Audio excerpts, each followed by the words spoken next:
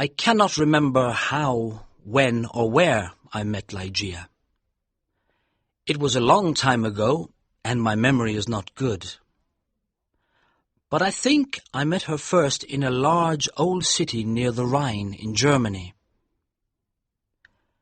She told me that she came from an ancient family.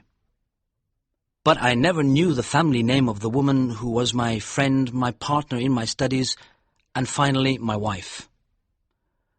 Why did I never discover her family name? Perhaps because she did not want me to find out. But I cannot remember. I remember one thing very well. Ligeia was tall and slim. Later, at the end, she became very thin. How can I describe her quiet, aristocratic movements or the strange softness of her footsteps? If she came into my office, I only knew she was there when I heard her voice, or when she put her white hand on my shoulder. She had a beautiful face, but it was not a classical kind of beauty. There was something strange about it. I have often tried to understand it. Was it her pure white skin or her thick black hair? I looked at her long, delicate nose many times. It was perfect. I looked at her sweet mouth. How soft and red it was. And when she smiled, her teeth were white. Then I looked into her eyes. They were much bigger than normal eyes. Sometimes, when she was excited, they looked like a deer's eyes. They were black with long black eyelashes and black eyebrows. But as I looked into them, I realized that they had a strange expression. I thought about it for many hours, sometimes all night. What was the expression in those eyes? I wanted to know. Many times I thought I almost had the answer, but then it was gone. Ligeia was very determined. She was always calm and quiet, but her determination showed in her eyes. It shone like a terrible energy, and sometimes it frightened me. Ligeia was very clever. She was excellent at Latin and Greek, and she knew many other languages perfectly. She never made a mistake. She was also a student of science and mathematics. When we were first married, I often asked her for help with my studies, and we worked together. But after she died, I was alone. Without her, I was like a child in the dark. When she first became ill, she did not come to help me as often as before. She lost weight, and her skin became pale and transparent. When I saw that she was dying, I felt desperate. Ligeia resisted death with all her energy. She was determined to live. I watched in agony as she fought for life. I knew she loved me, but I only understood how much she loved me now that she was dying. She held my hands and said that she was devoted to me. I cannot talk about it now, but let me say that her love for me was part of her determination to live. On the night she died, she suddenly got out of bed and cried, "Oh God, must I die? Must I lose my fight with death? No, I can't die like this." But my dear Ligeia died. I was so sad I could not stay in the old city by the Rhine. For a few months I travelled around, then I bought an old abbey in an isolated part of England.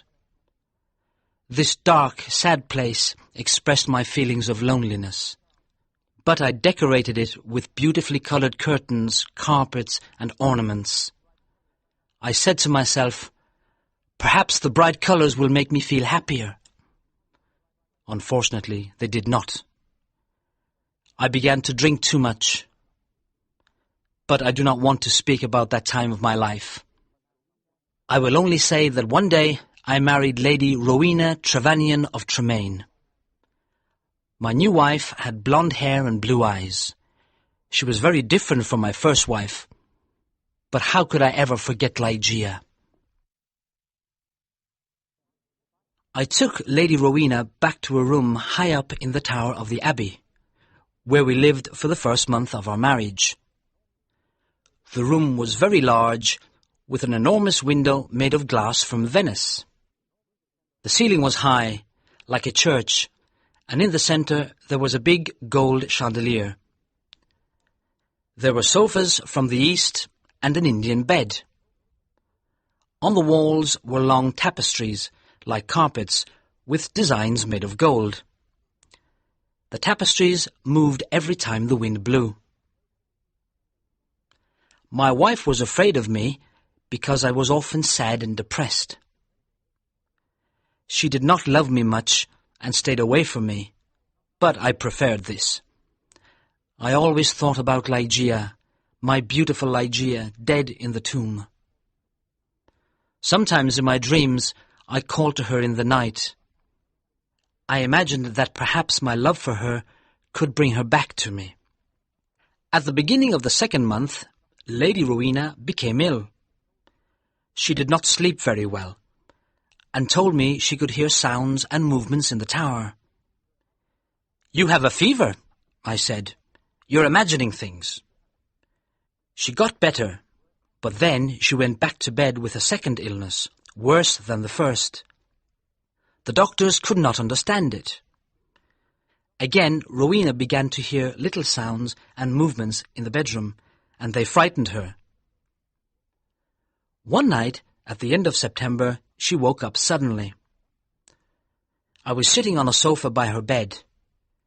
She whispered to me that she could hear sounds and see movements, and there was a frightened expression on her thin face. But I saw and heard nothing. "It's the wind," I explained. "You can see the tapestries moving in the wind." But her face was white with fear, and she nearly fainted. I remembered that there was some wine on the table on the other side of the room. As I walked under the light of the chandelier, a strange thing happened. I felt something invisible pass me, and on the carpet I saw a shadow, almost the shadow of a shadow. I decided to say nothing to Rowena. I poured out a glass of wine and gave it to her. Then I sat on the sofa and watched her. After some moments, I heard very quiet footsteps on the carpet coming towards the bed. A second later, as Rowena was about to drink the wine, I saw, or perhaps I dreamed that I saw, 3 or 4 large drops of a bright red liquid fall into the glass. Rowena did not see it. She drank the wine, and I said nothing because I thought it was only my imagination.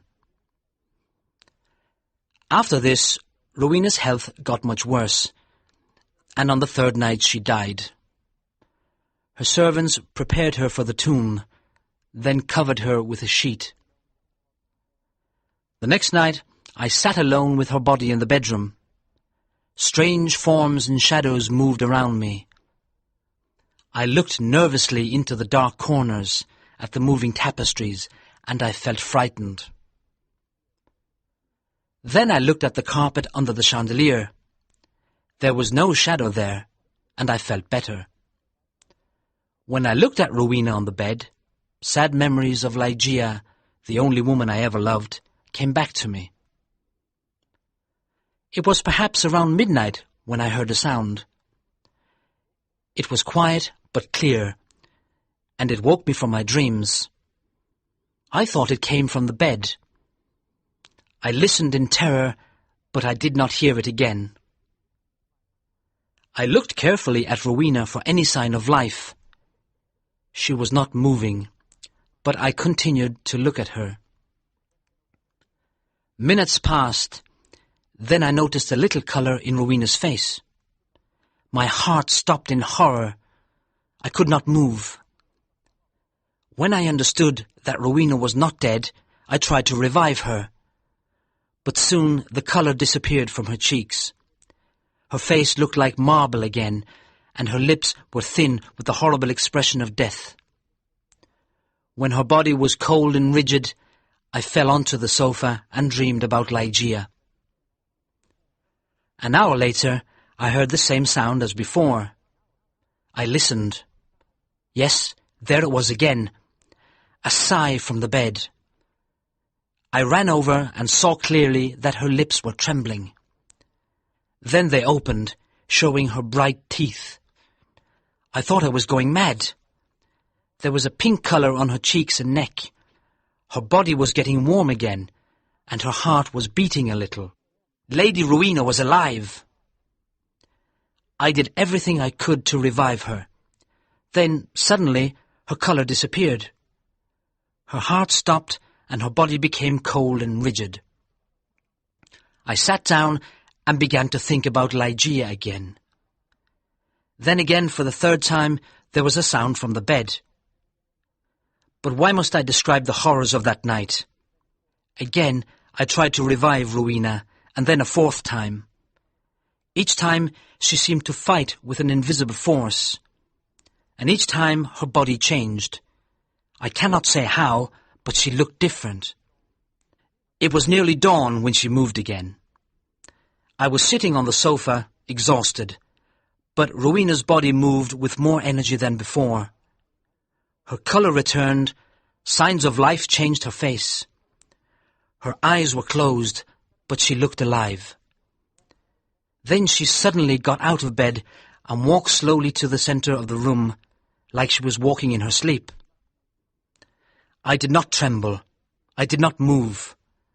I was as cold and still as stone, paralyzed by what I saw.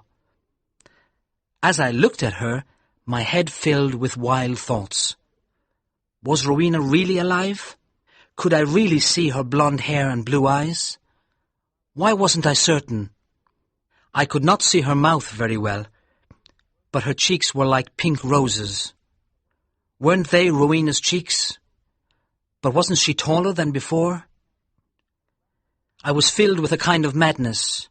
I ran to her, but she moved away. Then I saw her long hair moving in the wind. It was blacker than the black of midnight. And now, slowly, her eyes opened.